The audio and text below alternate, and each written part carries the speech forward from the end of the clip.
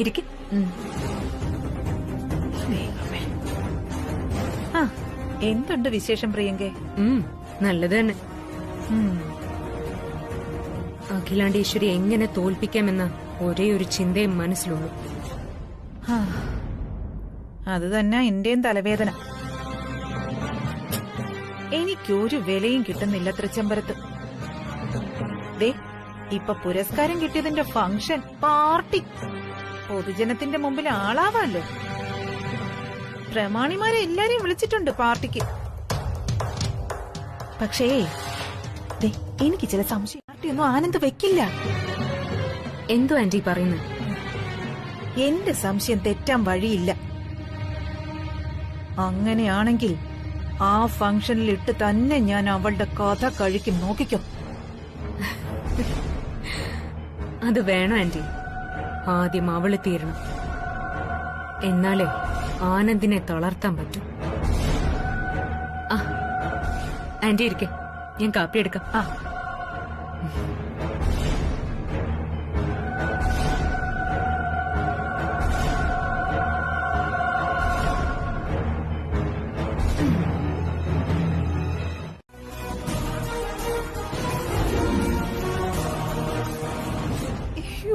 പ്രിയങ്കേ, നീ എന്റെ കൈയും കാലം പറിച്ചിട്ട് വയ്യ.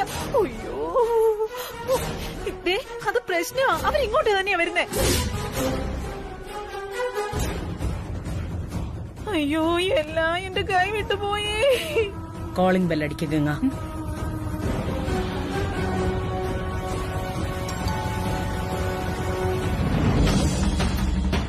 അയ്യോ, എന്റെ അമ്മേ, പണി പാളി. ഞാൻ ഇനി എങ്ങോട്ട് പോവും പ്രിയങ്കേ?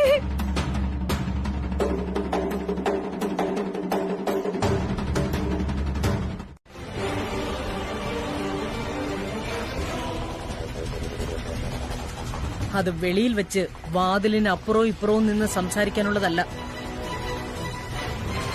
അകത്തേക്ക് കയറി സംസാരിക്കാം.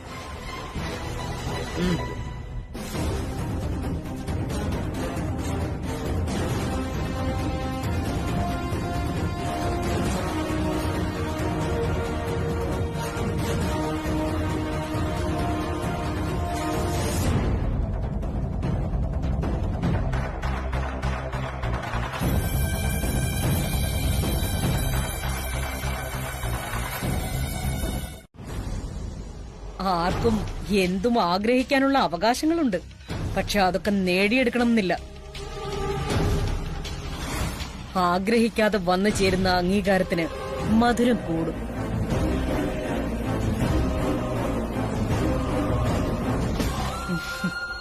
ഇപ്പം ഞാൻ ആസ്വദിക്കുന്നത് ആ മധുരം.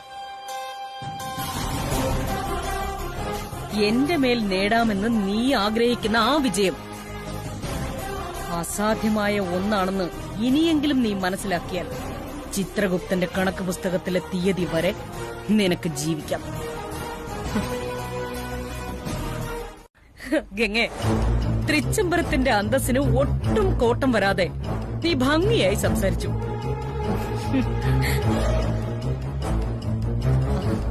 Sorry aunty. ആന്റി ഇരുന്നപ്പോ ഞാൻ അല്പം കൂടുതൽ സംസാരിച്ചു. ക്ഷമിക്കണം. It's okay. നമ്മൾ വന്ന കാര്യം വിജയകരമായി പൂർത്തിയാക്കി. നമുക്ക് പോവാം.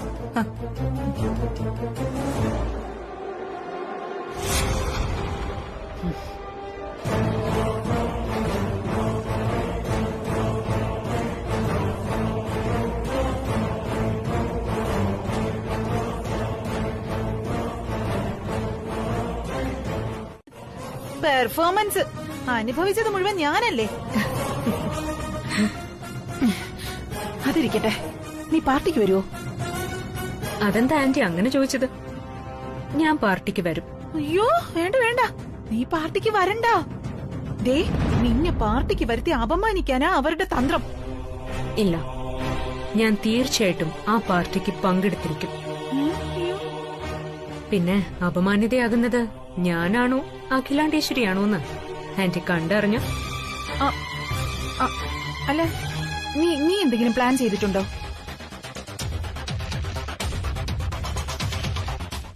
എന്നാ ഞാൻ ഒഴിച്ചു തരാം.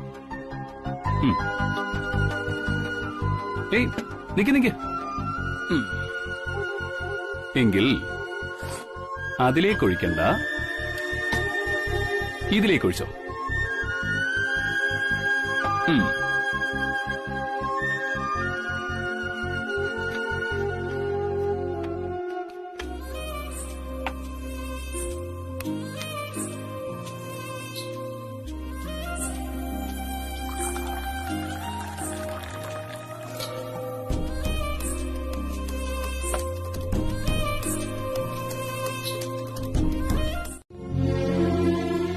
എന്താ കല്യാണി നീ പറയുന്നത്?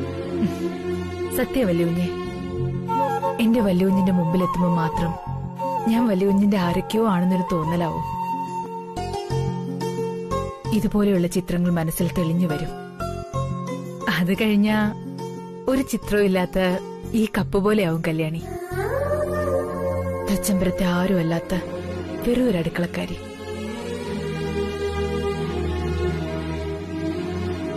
എന്താ കല്യാണി ഇത്? ദേ, നിനക്കൊരു സർപ്രൈസ് തരാന്ന് പറഞ്ഞ് വിളിച്ചപ്പോ ഞാൻ പോട്ടെ വല്യുവിനെ, ഒത്തിരി ജോലിയുണ്ട്. എനിക്കും തോന്നിയതാ ഈ സംശയം.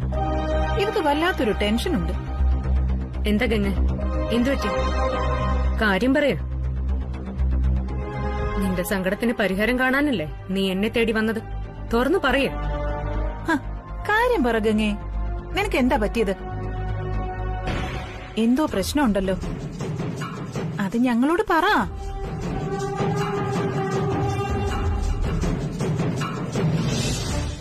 അത് ഒരാളെന്നെ ബ്ലാക്ക്മെയിൽ ചെയ്യാൻ ശ്രമിക്കും.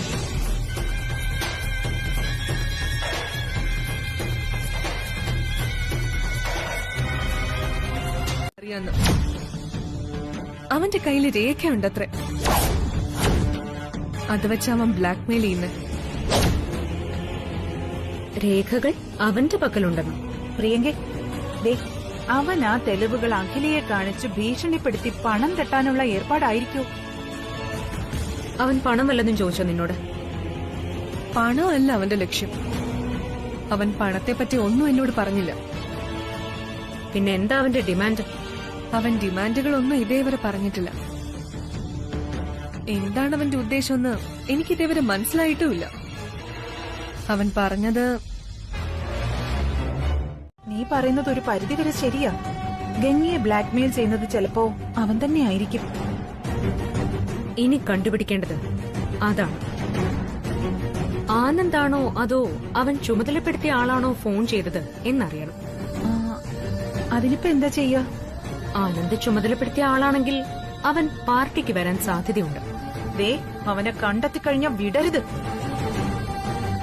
ഗംഗ, ഇനി അവൻ ഫോൺ ചെയ്ത് ബ്ലാക്ക്മെയിൽ ചെയ്യാൻ ശ്രമിച്ചാൽ പേടിക്കരുത്. ശരിക്കും മറുപടി പറയണം. അവൻ തെളിവുകളും കൊണ്ട് വരട്ടെ, അപ്പൊ കാണാം. മീറ്റിംഗ് ഉണ്ട്. എന്റെ അനുജത്തി ധൈര്യമായിട്ട് പൊയ്ക്കോ, ഞാനില്ലേ ഇവിടെ. ദേ, സമാധാനായല്ലോ. വാ. പ്രിയങ്കേ, നീ ആ പാർട്ടിക്ക് വരുമെന്ന് പറഞ്ഞത് ഉറപ്പാണോ? അതെ. പ്രിയങ്ക പാഴ്വാക്കുകൾ പറയാറില്ല ആന്റി. അത് മതി.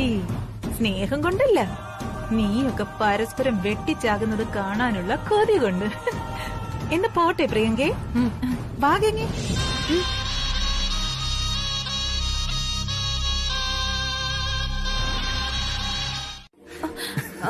ഇനി എന്റെ കൈകൊണ്ട് ഞാൻ തന്നെ ഉണ്ടാക്കി തരാൻ പോവാ, ആരുടെയും സഹായം ഇല്ലാതെ.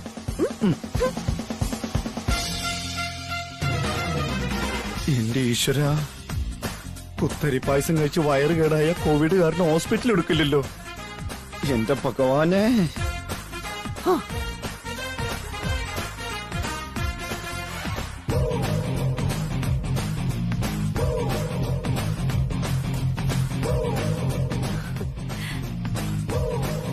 കല്യാണി, മാഡം, അനിയൻകുഞ്ഞ് വിളിച്ചിരുന്നു. ഫോൺ കട്ടായി. ഞാൻ അങ്ങോട്ട് വരാൻ തുടങ്ങായിരുന്നു. ഇതിനുള്ള എല്ലാ സാധനങ്ങളും ഇരിപ്പുണ്ടല്ലോ അല്ലേ? ഉണ്ട് മാഡം. മാഡം പോയിക്കോ, ഞാൻ കുത്തിരി പായസം ഉണ്ടാക്കി അങ്ങ് കൊണ്ടുവരാം. അത് വേണ്ട കല്യാണി, എനിക്ക് തന്നെ ഉണ്ടാക്കണം. അരവിന്ദിന് ഞാൻ ഉണ്ടാക്കി കൊടുക്കണമെന്നാ നിർബന്ധം. അതാ ഇഷ്ടം. സാധനങ്ങളൊക്കെ എവിടെ ഇരിക്കുന്നത്? ആ ഒന്നാമത്തെ ഷെൽഫിൽ ഇരിപ്പുണ്ട്, ഞാൻ ഓ എടുത്തുതരാം. വേണ്ട വേണ്ട, ഞാൻ എടുത്തോളാം. കല്യാണി നിക്കണ്ട, പൊയ്ക്കോ. കല്യാണി ഇവിടെ നിന്ന് കുത്തിരി പായസത്തിന്റെ മുഴുവൻ ക്രെഡിറ്റും കല്യാണിക്ക് കിട്ടും. കല്യാണി വീട്ടിൽ പോയി അനിയൻകുട്ടനെയൊക്കെ കണ്ട് പതുക്കെ വന്നാ മതി. ചെല്ല പോ.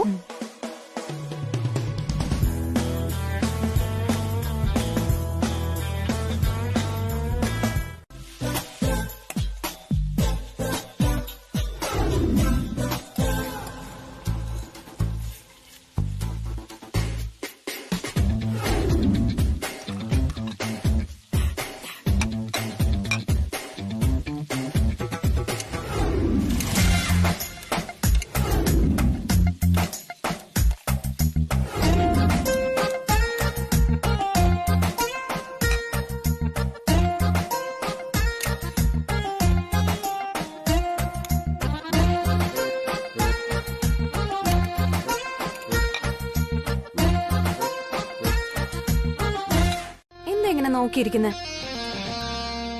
കഴിച്ചിട്ട് എങ്ങനെയാ, ടേസ്റ്റ് ഉണ്ടോന്ന് പറഞ്ഞേ. ഇത് എനിക്ക് വേണ്ടി നീ ഉണ്ടാക്കി തന്നതല്ലേ, ഉറപ്പായിട്ട് ഇതിന് നല്ല രുചിയായിരിക്കും. കഴിച്ചിട്ട് പറ.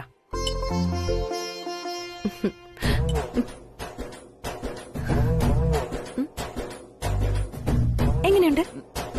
ഓ കൊള്ളാം. ഇത് അമ്പലപ്പുഴ പാൽപ്പായസം തോറ്റു. അത്രയ്ക്ക് സൂപ്പറായിട്ടുണ്ട്. ഇത്രയ്ക്ക് രുചിയുള്ള പായസേ ഞാൻ എന്റെ ജീവിതത്തിൽ കഴിച്ചിട്ടില്ല. അത്രയ്ക്ക് നന്നായിട്ടുണ്ട്. ആ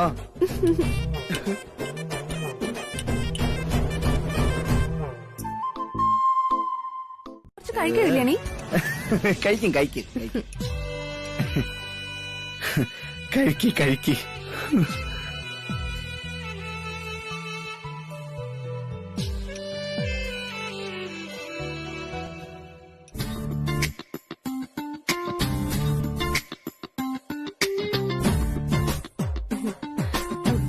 മതിയോ കല്യാണി? മതി. മാഡം കഴിക്കേ, ഞാൻ കഴിച്ചിട്ട് വന്നിട്ട് പാത്രങ്ങൾ എടുത്തോളാം. ശരി.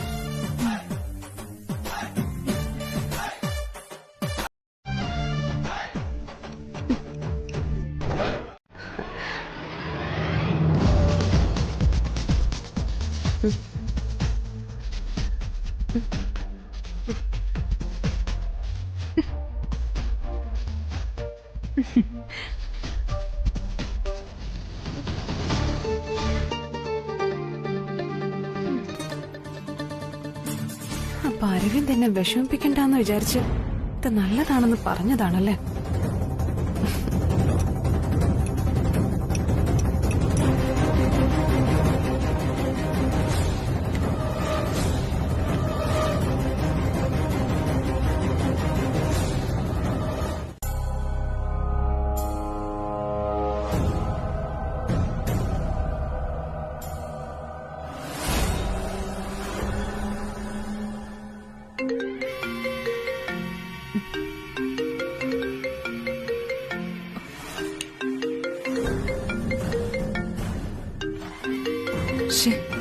ആരാ ഈ സമയത്ത്? ഒരു പരിചയമില്ലാത്ത നമ്പറാണല്ലോ. ഹലോ, പള്ളിയുറക്കമായിരിക്കും. AC റൂം, പട്ടുമെത്ത, കൊട്ടാര സദൃശമായ മുറി. സ്വസ്ഥമായി ഉറങ്ങാൻ ഇനി വേണ്ടത് മനസമാധാനം. എന്താ വരുന്നില്ലേ? അപ്പോ ഇതിലെന്തോ കള്ളക്കളിയുണ്ട്. ആണെന്താ തെറ്റിദ്ധരിക്കുക? എന്നാ വാ. ഏതായാലും രാത്രിയിൽ ഈ പണമായിട്ട് ഒറ്റയ്ക്ക് പോണ്ട. ഹലോ, അതെ ഞാൻ മെയിൽ അയച്ചിരുന്നല്ലോ. ആ ഷിപ്മെന്റ് നാളെ വരും. അതെ ശരി, ഒരു മിനിറ്റ്, ഞാനിപ്പോ വരാം.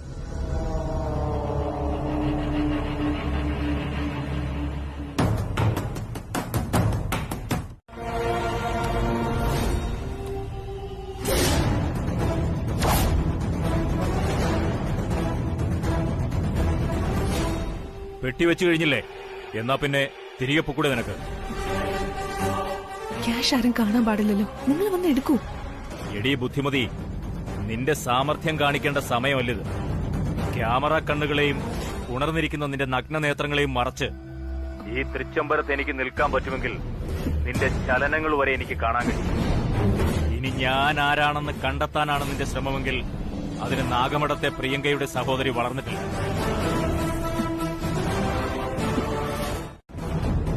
ഗംഗേ, ഇപ്പോൾ അത് എന്റെ പണം. അതെങ്ങനെ കരസ്ഥമാക്കണമെന്നും സൂക്ഷിക്കണമെന്നും എനിക്കറിയാം. അധികം മഞ്ഞുകൊള്ളാതെ മടങ്ങിപ്പോ. പണം ഞാൻ തന്നു, എന്റെ വ്യവസ്ഥ പാലിച്ചു. ഇനി ആ ഡോക്യുമെന്റ്സ് എനിക്ക് തരണം. ഉടമ്പടികളൊന്നും ഞാൻ ലംഘിക്കാറില്ല. ഡോക്യുമെന്റ്സ് നിന്റെ അടുത്തേക്ക് വരും. തൃച്ചംബരത്തിന്റെ ഇരുൾമറയിൽ നീ മടങ്ങിപ്പോകുന്നത് കണ്ടിട്ടേ ഞാൻ പണപ്പെട്ടിയെടുക്കൂ.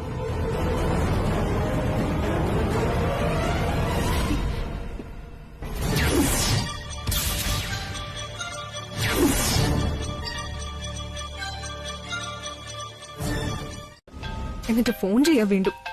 തെറ്റ് പറ്റിയത് എനിക്കാ. ഹലോ, എന്താ ഫോൺ എടുക്കാൻ ഇത്ര താമസം? സമാധാനമായി ഉറങ്ങാൻ എന്റെ കൈവശമുള്ള രേഖകൾ വേണ്ടേ? ഞാൻ പറഞ്ഞ വാക്ക് പാലിച്ചു. നിങ്ങൾ ചോദിച്ച 10 ലക്ഷം രൂപ ഞാൻ ക്യാഷ് ആയിട്ട് തന്നില്ലേ? എന്നിട്ടും നിങ്ങൾ വാക്ക് പാലിച്ചില്ല. ആദ്യം വാക്ക് പാലിക്കുക, എന്നിട്ടാകാം സംസാരം. വെയിറ്റ്. അഖിലാണ്ടേശ്വരിക്ക് അവാർഡ് കിട്ടിയതിന് ഒരു പാർട്ടി അറേഞ്ച് ചെയ്തിട്ടുണ്ടോ? ഉണ്ട്. അതിന് നിങ്ങൾക്കെന്താ? ആ പാർട്ടിക്ക് ഞാൻ പറയുന്നത് പോലെ ചില കാര്യങ്ങൾ നീ ചെയ്യണം. എന്താ, എന്നെ വിരട്ടുകയാണോ? നിങ്ങൾ പറയുന്ന പോലെയൊക്കെ ചെയ്യാൻ ഞാൻ എന്താ നിങ്ങളുടെ അടിമയാണോ? ചൂടുക. എന്താ? അയ്യോ വേണ്ട, ദയവ് ഇത് വോയിസ് നോട്ട് അയച്ചു കൊടുക്കരുത്. നിങ്ങൾ പറയുന്ന പോലെ ഞാൻ ചെയ്യാം. അപ്പോൾ നിനക്ക് ഭയമുണ്ട്.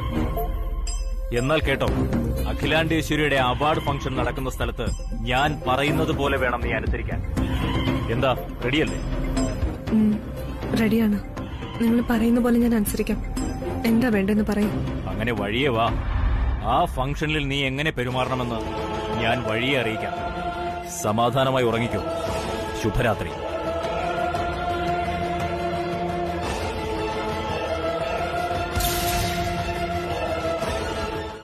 അമ്മയെ അനുമോദിക്കാനല്ല, അവഹേളിക്കാൻ. വരട്ടെ ബ്രോ, അവളുടെ അവസാനത്തെ വരവായിരിക്കും വരവ്. അവൾ വരുന്നെങ്കിൽ പാർട്ടി അലങ്കോലപ്പെടുത്താൻ തന്നെയാ. നമ്മൾ കരുതിയിരിക്കണം. അവൾ ഇതിനിടയ്ക്ക് പലതും പയറ്റി നോക്കി. അതൊക്കെ പാളിപ്പോയതിന്റെ പകയുണ്ടാവും മനസ്സിൽ. ചവിട്ടേറ്റ മൂർഖന. അവള് വരും. നമ്മൾ ചില മുൻകരുതലുകൾ എടുക്കണം. ബ്രോ എന്ത് വേണമെന്ന് പറഞ്ഞാൽ മതി. അവൾ ആ രീതിയിൽ കൈകാര്യം ചെയ്തോളാം ഞങ്ങൾ രണ്ടുപേരും കൂടി. അതുകൂടാതെ ഇന്നലെ രാത്രി ഇവിടെ ഒരു സംഭവം ഉണ്ടായി.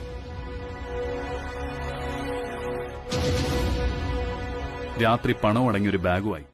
നിനക്ക് കൊടുക്കാനായിരുന്നില്ലല്ലോ, കല്യാണി കൊടുക്കാനായിരുന്നില്ലേ? ഓക്കെ, ഞാൻ കല്യാണിക്ക് കൊടുക്കാൻ സാരി വാങ്ങിച്ചു. നീ ഇത് ആർക്ക് കൊടുക്കാനാ വാങ്ങിച്ചത്? അതോ, എന്റെ പ്രണയിനിക്ക്. ഓ,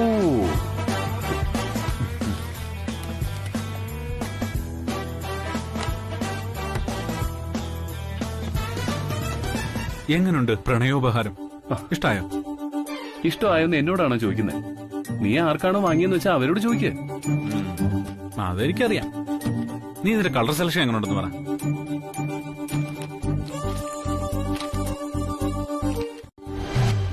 ഞാൻ വാങ്ങിച്ച ഈ സാരി സ്റ്റെല്ലയ്ക്ക് ഇഷ്ടപ്പെടുവോ എന്നറിയില്ല. ഒരു കാര്യം ചെയ്താലോ? ഇത് വെച്ചിട്ട് ആദ്യം തുറന്ന് എടുത്താലോ? ഇഷ്ടപ്പെടുന്ന പെണ്ണിനൊരു സാരി സെലക്ട് ചെയ്യാൻ പോലും നിനക്കറിയില്ലേ? എനിക്ക് നിന്റെ അത്ര എക്സ്പീരിയൻസ് ഇല്ല മച്ചു. മാത്രമല്ല, മറ്റുള്ളവരുടെ കാര്യത്തിൽ അഭിപ്രായം പറയാനും സെലക്ഷൻ നടത്താനും എല്ലാവർക്കും വലിയ മിടുക്ക. പക്ഷെ സ്വന്തം കാര്യം വരുമ്പോ കൺഫ്യൂഷനാ, അട്ടർ കൺഫ്യൂഷൻ. അതുകൊണ്ട് പ്ലീസ് ഒരെണ്ണം ഞാൻ എടുക്ക. പകരം ഒരെണ്ണം വെക്കുന്നുണ്ടല്ലോ. ദേ, ഇത് അനുവദിച്ചില്ലെങ്കിൽ നിനക്ക് പ്രണയശാപം കിട്ടും.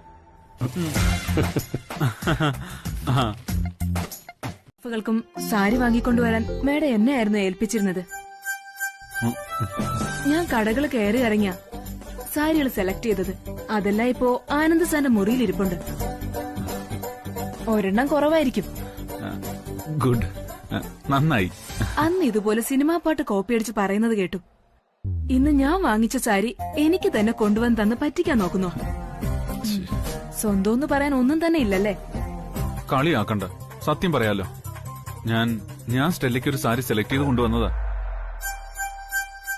അത് തനിക്ക് ഇഷ്ടപ്പെട്ടില്ലെങ്കിലോ എന്ന് കരുതിയാ ഇങ്ങനൊക്കെ കാട്ടിക്കൂട്ടിയത്. തനിക്ക് വേണ്ടി വാങ്ങിയ സാരി എടുത്തോണ്ട് വരാം. ഫംഗ്ഷൻ എടുക്കുന്നത് ആന്റി വാങ്ങിയ സാരി തന്നെ കൊടുക്കണമെന്ന് പറഞ്ഞു. മാഡം അങ്ങനെയൊന്നും പറഞ്ഞിട്ടില്ല. പാർട്ടിക്ക് ഇഷ്ടമുള്ള സാരി ധരിക്കണമെന്നാ പറഞ്ഞത്. അപ്പോ സ്റ്റെല്ലയ്ക്ക് ഞാൻ വാങ്ങിത്തന്ന ഈ സാരി ഉടുക്കാലോ. പാർട്ടിക്ക് മോഡേൺ ഡ്രസ് ധരിക്കാനാ ഞാൻ തീരുമാനിച്ചിരിക്കുന്നത്. അപ്പോ ഇത്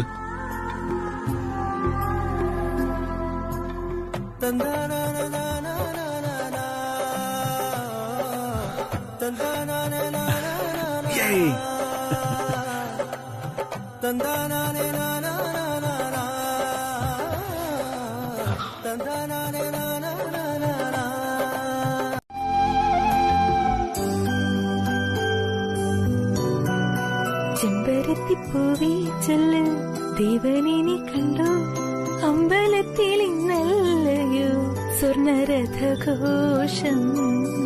ചെമ്പരത്തിപ്പൂവി ചൊല്ല്.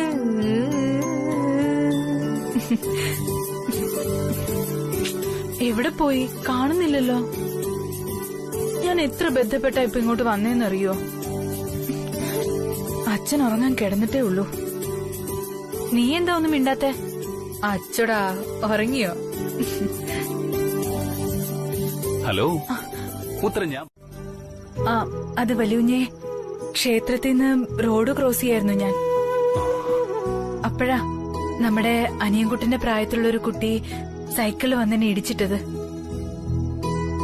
ഞാൻ നിലത്ത് വീണു. അത്രേ പറ്റിയുള്ളൂ. ഭാഗ്യം അവനൊന്നും പറ്റിയില്ല. റോഡ് ക്രോസ് ചെയ്യുന്നതിന് മുമ്പ് 2 പ്രാവശ്യമെങ്കിലും ഇടതും വലതും നോക്കണമെന്ന് അറിയില്ലേ നിനക്ക്? എന്നിട്ട് ഹോസ്പിറ്റലിൽ പോയോ? അതിന്റെ ആവശ്യമൊന്നുമില്ല. ഞാൻ ഓയിൽമെന്റ് പുരട്ടിയിരിക്കുക. നീ ഇത്ര പാവമായി പോയല്ലോ കല്യാണി. നിന്നെ സ്വന്തമാക്കിയില്ലായിരുന്നെങ്കിൽ അതെന്റെ ജീവിതത്തിലെ ഏറ്റവും വലിയ നഷ്ടമായി പോയത്.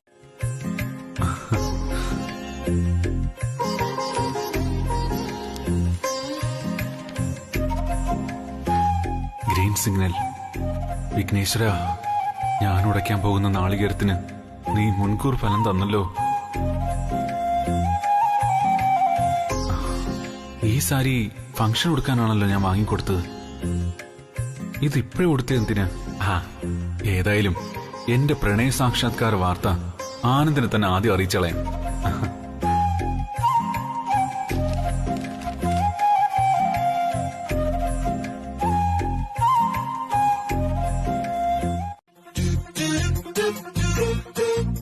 വിളിച്ചിട്ട് കിട്ടുന്നുമില്ലല്ലോ. ആനന്ദേ, നീ വന്നോ? നീ എന്റെ മുഖത്തേക്കൊന്ന് നോക്ക്. എന്താടാ കാര്യം? മുഖത്തേക്കൊന്ന് നോക്കടാ. ഈ മുഖത്ത് നീ ആരുടെയെങ്കിലും ലക്ഷണം കാണുന്നുണ്ടോ? മച്ചു, നീ നോക്ക്. വല്ല റോമിയുടെയോ ഷാജഹാന്റെയോ വല്ല മൊയ്തീന്റെയോ?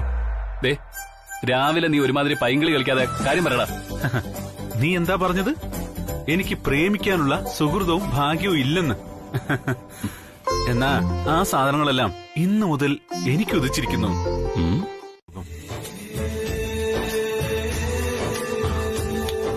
ഹലോ, തന്നോടാ.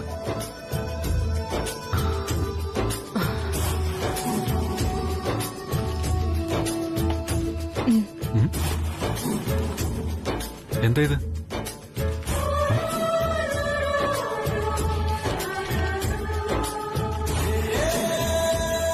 ഇത് ഇഷ്ടപ്പെട്ടോ? നിങ്ങൾക്ക് വാങ്ങിച്ചതാ എന്റെ ഒരു ഉപഹാരം. കൊച്ചു കള്ളി, പറയാൻ നാണമായിരിക്കും അതാ പേപ്പർ എഴുതി തന്നത്. ശരി, ഞാനിത് ഇപ്പൊ തന്നെ ഇട്ടോണ്ട് വരാം. നീ പറഞ്ഞതാ ശരി. പ്രണയം അത് കിട്ടണമെങ്കിൽ ഭാഗ്യം ചെയ്യണം. എന്താ അത്? പാൻസും ഷർട്ടും സ്റ്റെല്ല വാങ്ങി തന്നതാ. നിനക്കിതുവരെ ഇതുപോലൊരു പ്രണയോപഹാരം കിട്ടിയിട്ടില്ലല്ലോ. ഉണ്ടോ? അപ്പോ നിന്റെ പ്രണയത്തെക്കാൾ എന്തുകൊണ്ടും ദിവ്യമായ പ്രണയമാണ് മച്ചു എന്റേത്. എന്റെ പ്രണയിനി വാങ്ങിത്തന്ന വേഷത്തിൽ എന്നെ കാണാൻ 2 കണ്ണുകൾ അവിടെ തുടിക്കുന്നുണ്ട് മച്ചു. ആ?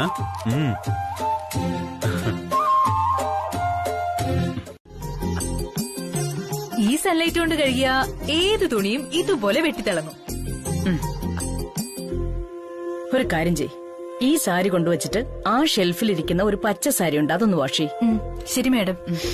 വാ, പൂജ കഴിയും മുമ്പ് അങ്ങ് എത്തണം. ശരി അമ്മേ. കല്യാണി, വലിയ ആ സാരിയും ഇതുപോലെ തന്നെ വെട്ടിത്തിളങ്ങണം. സൺലൈറ്റ് ഇട്ട് തന്നെ വാഷ് ചെയ്തോ. ശരി.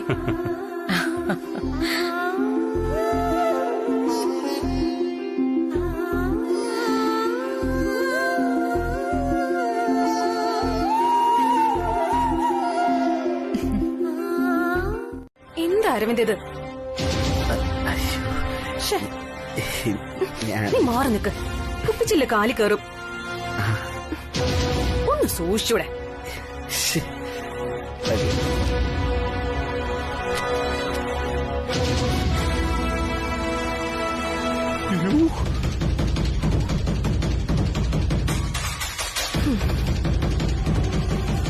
അല്ല, ഇവിടെ വീണ പേപ്പർ എവിടെ?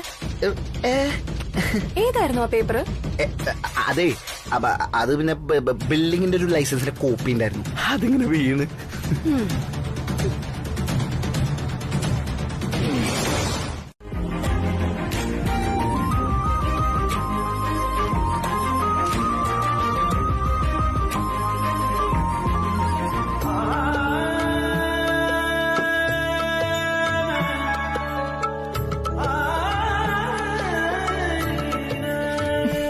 കുറച്ചു നേരമെങ്കിലും ഒന്ന് ഉറങ്ങാൻ നോക്കു വലിയ. ഇത് തീർന്നിട്ടേ ഉറങ്ങാൻ പറ്റൂ. കല്യാണി പൊയ്ക്കോ.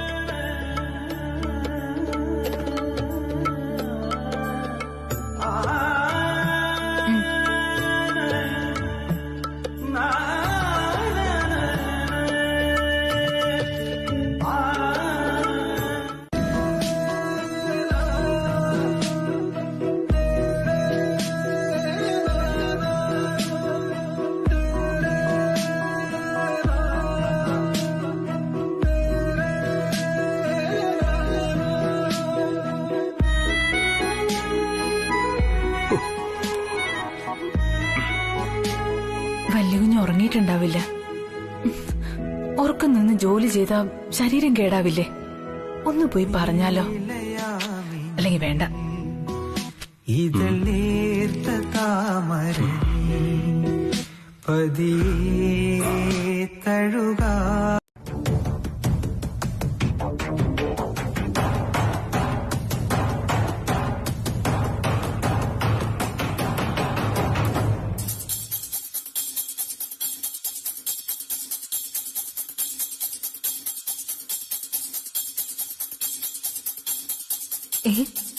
ഈ പാതിരാത്രിക്ക് ഇവളിതെങ്ങോട്ടാ?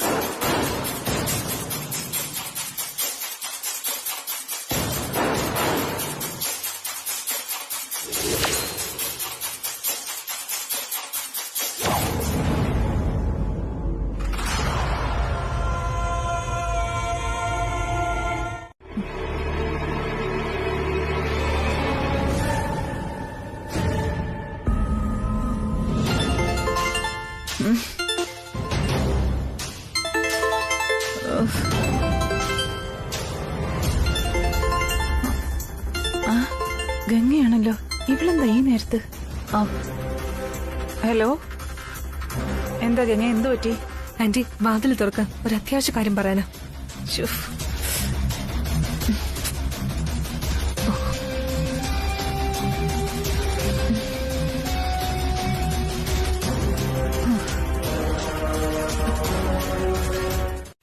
ആന്റി എന്തൊക്കെയാ പറയുന്നേ? പറയാം.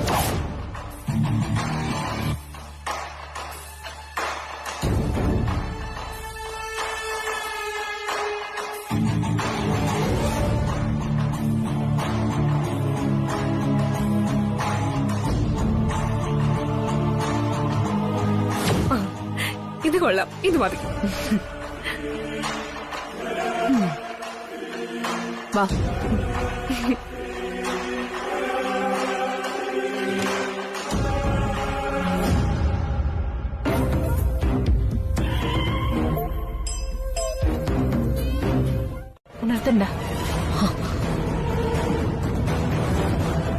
എന്തെങ്കിലും ഉണ്ടെങ്കിൽ താഴ്ന്നു പറയാം.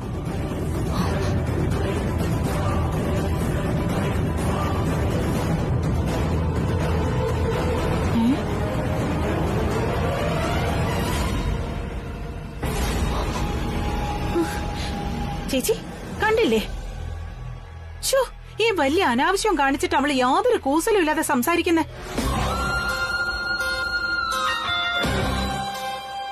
അങ്ങനെ വിട്ടാ പറ്റില്ലല്ലോ. വാ, നമുക്ക് താഴേക്ക് പോയി ചോദിക്കാം. എങ്ങനെ ചെയ്യേണ്ട കാര്യമാണെന്ന് ഞാൻ ഇവളെ ഒന്ന് ഓർമ്മപ്പെടുത്തിയേ ഉള്ളൂ. നീ എന്തർത്ഥത്തിലാ പറയുന്നെന്ന് എനിക്ക് നന്നായിട്ട് അറിയാം. നിന്നെ എനിക്കറിയാത്തൊന്നുമല്ലല്ലോ. പോയി കിടന്ന് ഉറങ്ങാൻ നോക്ക്. ഓ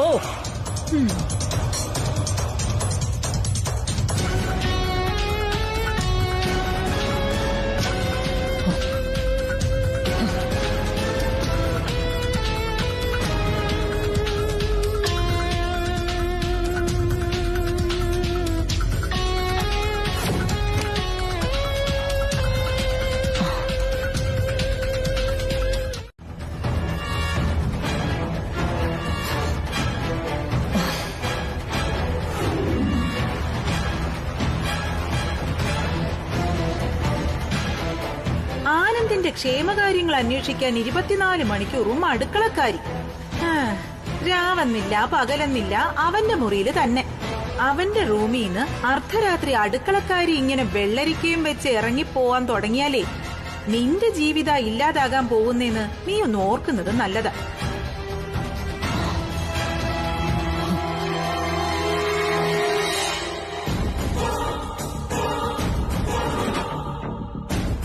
ഓർത്ത് നീ വിഷമിക്കേണ്ട അത്ര.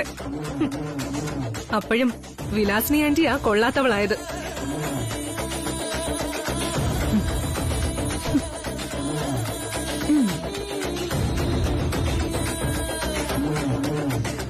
ഗംഗേ, അഖില എന്നെ കുറ്റപ്പെടുത്തിയതല്ലേ ഉള്ളൂ. എന്നാ ഞാൻ അവരുടെ മനസ്സിലേക്ക് ഇട്ടുകൊടുത്തത് എന്താണെന്നറിയോ? ഒരു വൈറസ്. അഖിലയുടെ സ്വസ്ഥത നശിപ്പിക്കാൻ പോകുന്ന ഒരു വൈറസ്. അതവിടെ കിടന്ന് പെരുകും, കൊറോണ വൈറസ് പോലെ. ഗംഗയേക്കാൾ കല്യാണി ആനന്ദിന്റെ കാര്യത്തിൽ ഇടപെടുന്നുണ്ടെന്ന് അവള് പറഞ്ഞതിന്റെ അർത്ഥം അത് സത്യമാണെന്ന് ബോധ്യപ്പെടുന്ന സന്ദർഭങ്ങളല്ലേ ഇപ്പൊ ഇവിടെ ഉണ്ടായത്. ഇതൊരു സാധാരണ കാര്യമായിട്ട് തള്ളിക്കളയാനാവില്ല കൃഷ്ണേട്ടാ.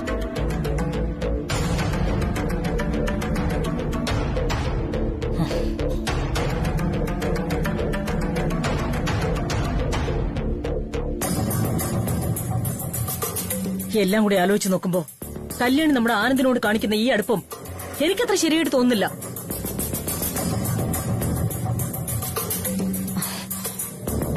സത്യമാണോ എന്ന് തിരിച്ചറിയാതെ എനിക്കൊരു സ്വസ്ഥത കിട്ടില്ല. അത് തിരിച്ചറിയും വരെ മനസ്സിനകത്ത് പാറക്കല്ല് കെട്ടിയിട്ട ഭാരോ. അഖിലേ, കൂൾ. നീ സംശയിക്കുന്നുവല്ലോ, ഇവിടെ ഒന്നുമില്ല. നമുക്ക് ആനന്ദിനെ അറിയാം, കല്യാണി അറിയാം. ഇത് ചർച്ച ചെയ്യാനുള്ള ഒരു വിഷയം പോലും അല്ലെന്നാണ് എന്റെ അഭിപ്രായം. നീ കിടന്നു ഉറങ്ങാമോ? കൃഷ്ണേട്ടൻ കിടന്നു. ഞാൻ അല്പനേരം ഒന്ന് തനിച്ചിരിക്കട്ടെ, എന്നിട്ട് ഉറങ്ങാം. ശരി.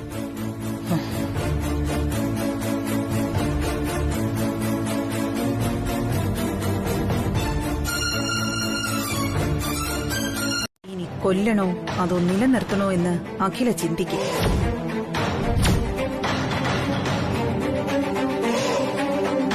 അഖില കണ്ടതും ഞാൻ ഇട്ടുകൊടുത്തതുമായ ആ സംശയത്തിന്റെ വൈറസ് അഖിലയുടെ മനസ്സിൽ കിടന്ന് പെരുകിക്കൊണ്ടിരിക്കും.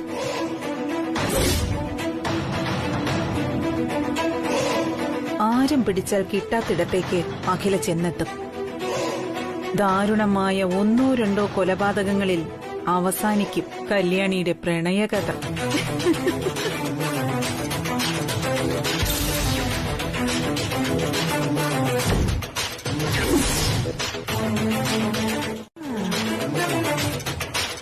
ആ ക്ലൈമാക്സ് കണ്ടിട്ട് വേണം എനിക്ക് നന്നായിട്ടൊന്ന് ഉറങ്ങാൻ.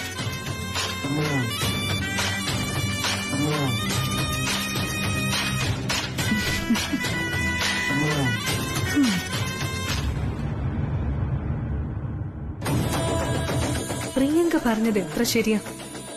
വക്രബുദ്ധിയുടെ മഹാറാണിയാണ് വിലാസിനി. നിന്നെ സൂക്ഷിച്ചേ പറ്റൂ.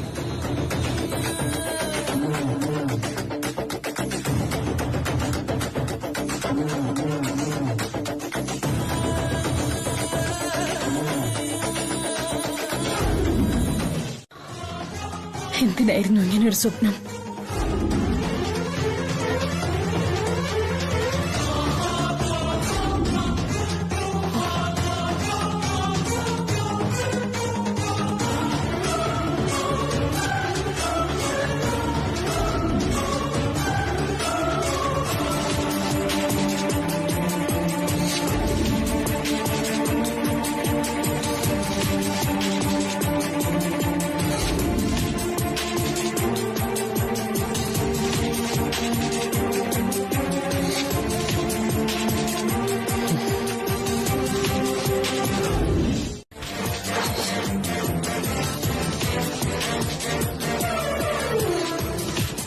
ഞാനതിവിടെ ഷെൽഫിൽ വച്ചിരുന്നാണല്ലോ.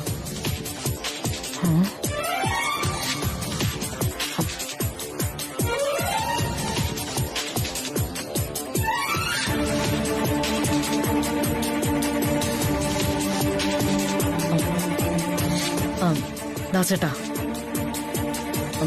കല്യാണിയുടെ ജാതകം എടുത്തോണ്ട് തിരുച്ചമ്പലത്തേക്ക് വരൂ.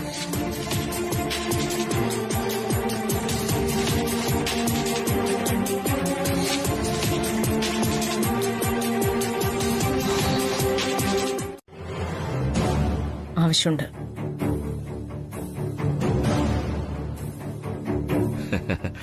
ഞാൻ അറിയുന്നതിൽ വല്ല കുഴപ്പമുണ്ടോ? ഒരു കുഴപ്പമില്ല. കൃഷ്ണേട്ടൻ മാത്രം അറിഞ്ഞാ പോരാ.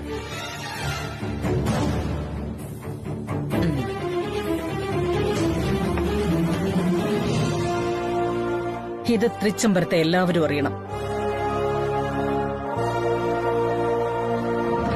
ഞാൻ കല്യാണിക്ക് കല്യാണം നടത്താൻ പോവാ.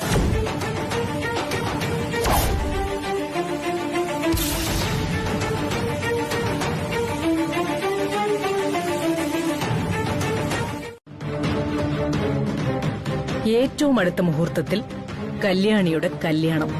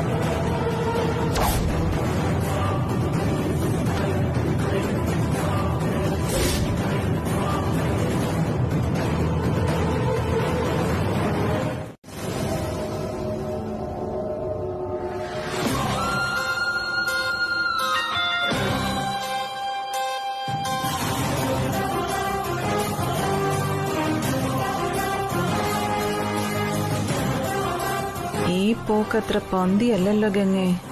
അഖിലയുടെ പുറപ്പാട് കണ്ടിട്ട് ഏതാണ്ട് രണ്ടും കൽപ്പിച്ച മട്ടുണ്ട്.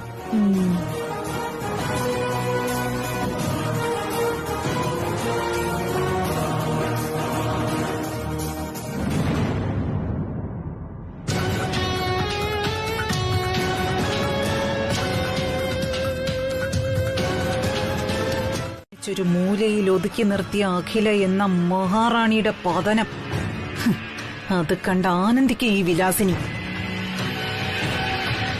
പൊട്ടിച്ചിരിക്കും ഞാൻ ഉറക്കെ ഉറക്കെ. ഘോര യുദ്ധത്തിലൂടെ രാജ്യം പിടിച്ചടക്കിയ രാജ്ഞിയുടെ ഉശിരോടെ തൃച്ചംബരത്തിന്റെ സിംഹാസനത്തിൽ ഞെളിഞ്ഞിരിക്കും ഈ വിലാസിനി.